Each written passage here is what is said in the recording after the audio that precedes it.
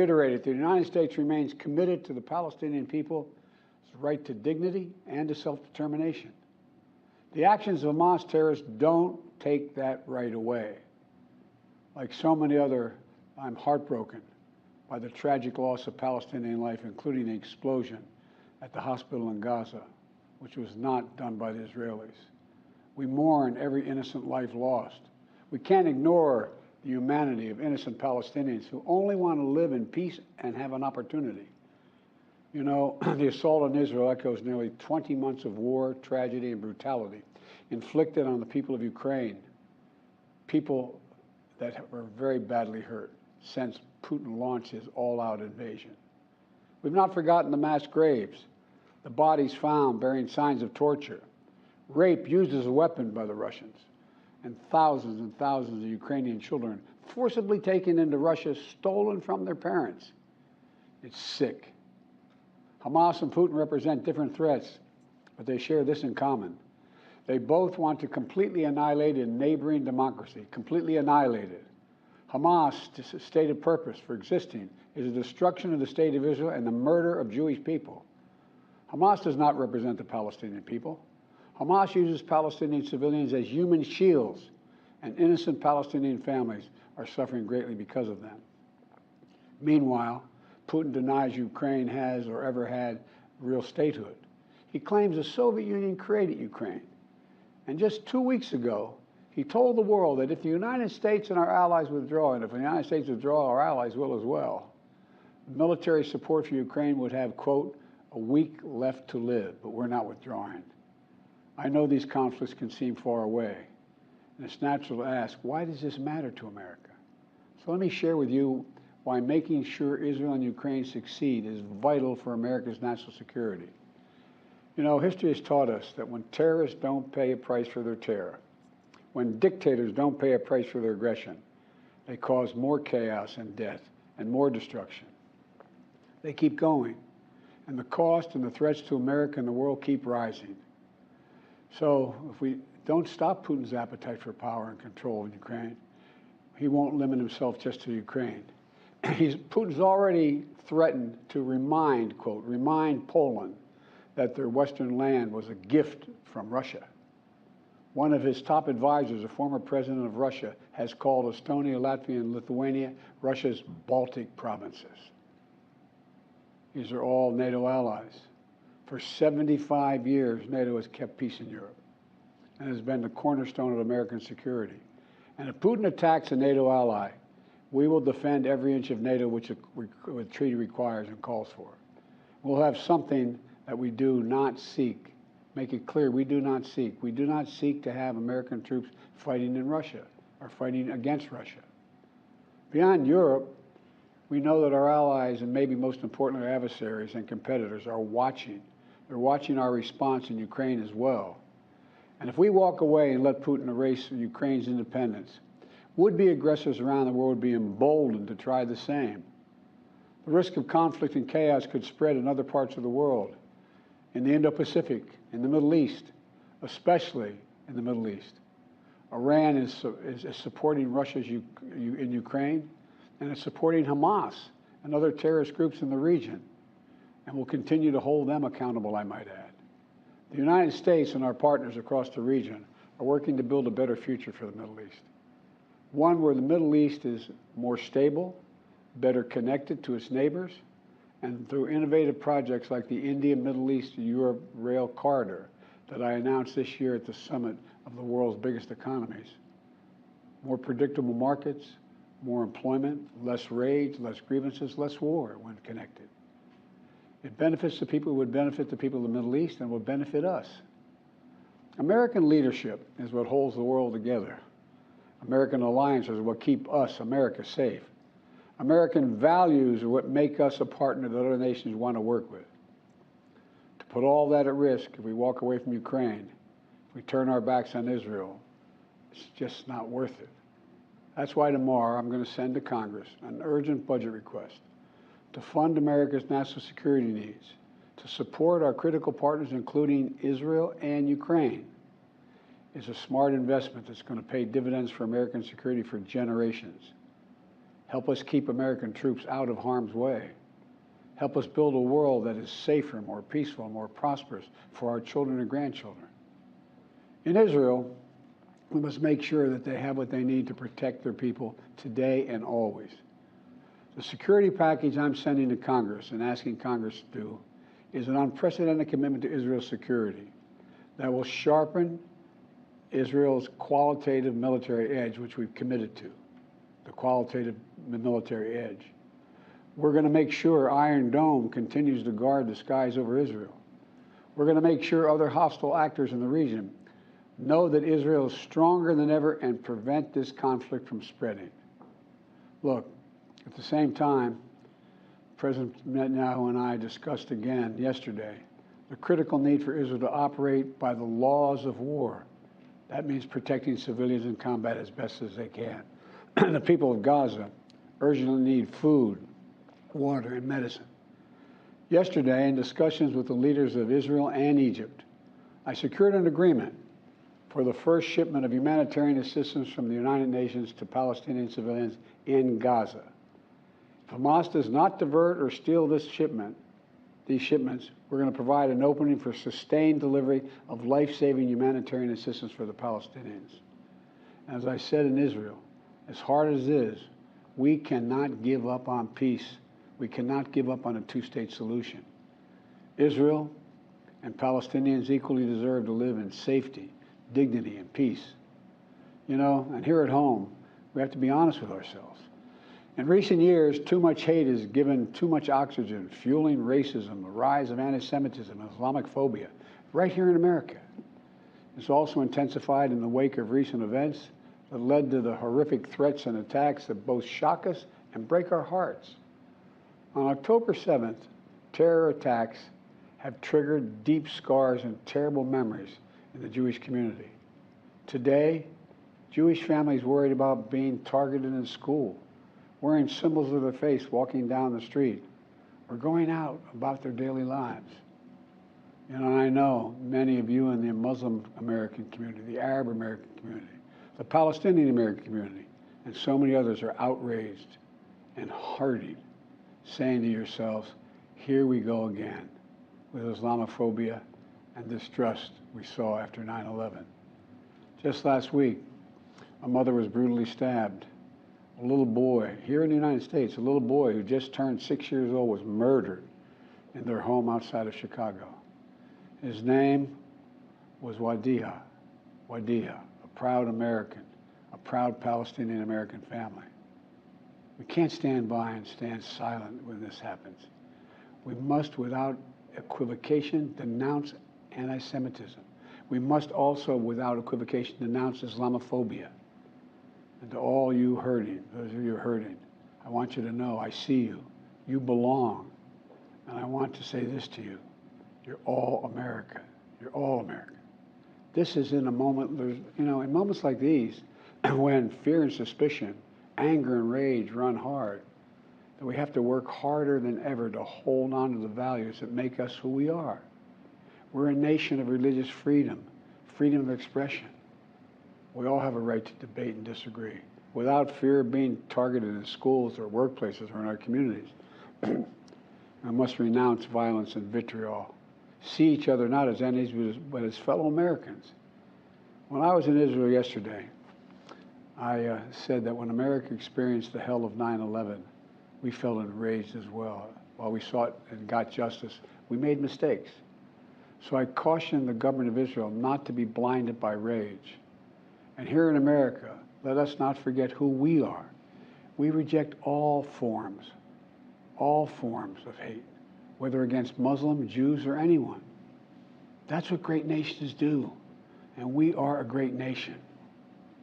On Ukraine, I'm asking Congress to make sure we can continue to send Ukraine the weapons they need to defend themselves and their country without interruption, so Ukraine can stop Putin's brutality in Ukraine. They are succeeding.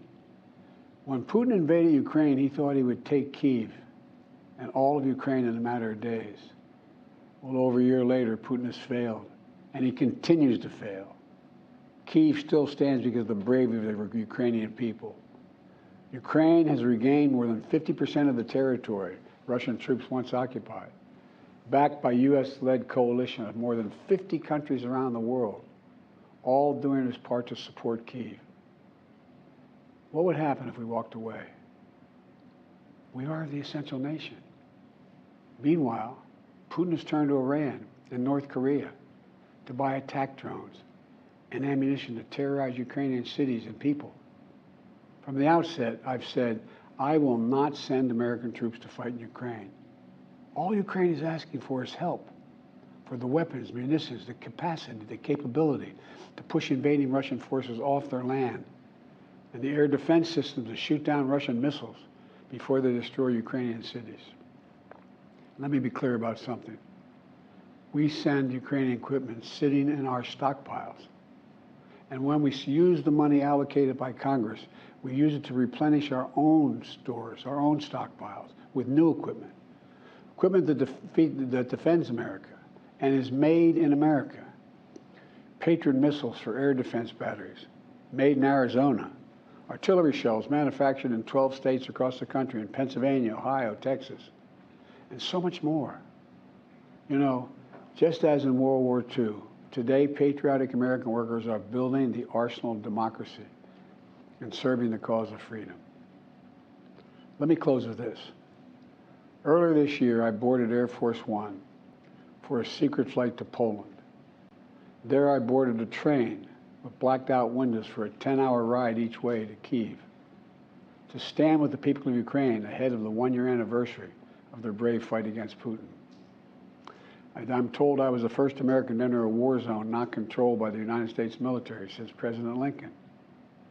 With me was just a small group of security personnel and a few advisors. But when I exited that train and met President Zelensky, I didn't feel alone. I was bringing with me the idea of America, the promise of America, to the people who are today fighting for the same things we fought for 250 years ago: freedom, independence, self-determination. And as I walked through Kyiv with President Zelensky, with air raid sirens sounding in the distance, I felt something I've always believed, more strongly than ever before. America is a beacon to the world. Still. Or as my friend Madeleine Albright said, the indispensable nation. Tonight, there are innocent people all over the world who hope because of us, who believe in a better life because of us, who are desperate not to be forgotten by us, and are waiting for us. But time is of the essence. I know we have our divisions at home. We have to get past them. We can't let petty, partisan, angry politics get in the way of our responsibilities as a great nation. We cannot and will not let terrorists like Hamas and tyrants like Putin win. I refuse to let that happen. In moments like these, we have to remember who we are. We are the United States of America. The United States of America. And there is nothing beyond our capacity if we do it together. My fellow Americans, thank you for your time. May God bless you all, and may God protect our troops.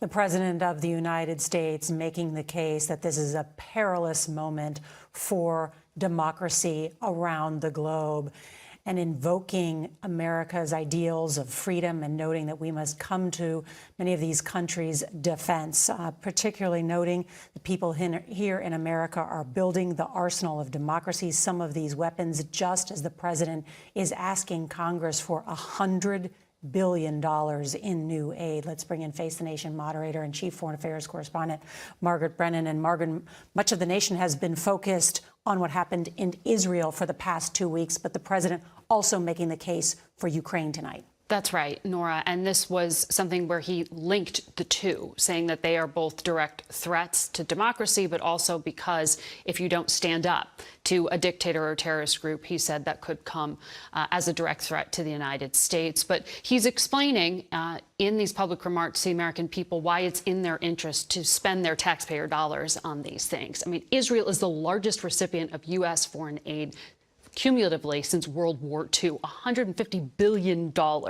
So for him to say tonight, as he did, that this is going to be an unprecedented commitment to Israel, that's a significant statement. But then turning to Ukraine and making the case that, frankly, Nora, many Republicans had criticized him for failing to make to the public, which was to explain why the United States has been pumping in tens of billions of dollars to help Ukraine fight Russia with its weapons. And he brought that home by mentioning this industrial policy, this idea of investing in rebuilding American stockpiles, and borrowed that Reagan phrase, America being the arsenal of democracy, but also tried to calm some tensions here at home, referencing this recent reaction to what happened in Israel and the spike in anti-Semitism and Islamophobia. I want to also bring in our CBS News senior foreign correspondent, Charlie D'Agata, who is live for us in Tel Aviv. And Charlie, bring us up to date, everything that is happening on the ground there.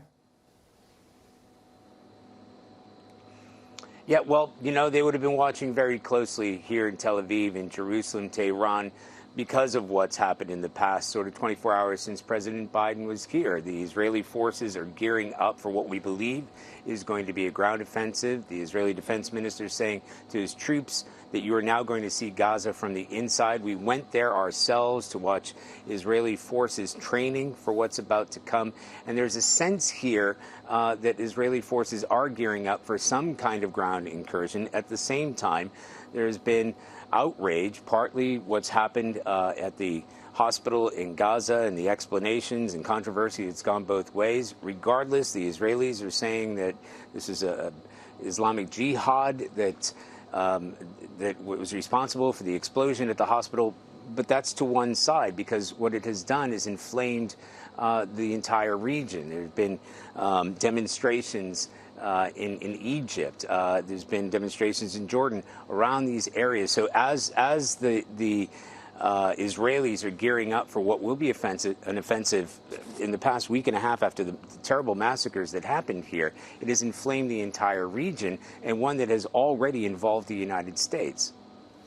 Charlie D'Agata, thank you. One other thing the president noting tonight is he has been pushing to get that humanitarian aid into Gaza, getting an agreement from the Egyptian president, and yet still that aid is sitting at the gate, not yet inside. Want to bring in CBS News senior White House correspondent Weijia Jiang. She is at the White House. The president making this request for $100 billion to help U.S. allies abroad, also for U.S. border security. And yet, Weijia, how likely is it that this will get through Congress anytime soon with no leader in the House? Well, it's impossible, Nora, because in order to pass that funding request, you have to have a functioning Congress where both chambers can vote. And right now that is not possible because that doesn't exist without a Speaker of the House. And earlier today, I asked sources here, is the president going to call out Republicans in any way for the chaos that we are seeing on Capitol Hill, for not being able to elect a speaker? And they said, frankly, no, because this is not the right time for that. He's not going to waste this precious time to connect with the American public, to talk politics. But certainly they believe the message was delivered very clearly, because this is not only a matter of Israel and Ukraine, but of security for Americans here at home. Nora. Weijia Jiang at the White House, where you can hear some of the protests outside there. The president making the case today that it is American leadership that holds the world together, and he will need the support of Congress in order to continue that funding. Our coverage will continue on CBS News streaming, your local news, and for some of you tonight on the CBS Evening News. And CBS News will have a prime time special, Israel-Hamas, the world on edge. That's tomorrow night at 10 p.m. This has been a CBS News special report. I'm Nora O'Donnell in Washington.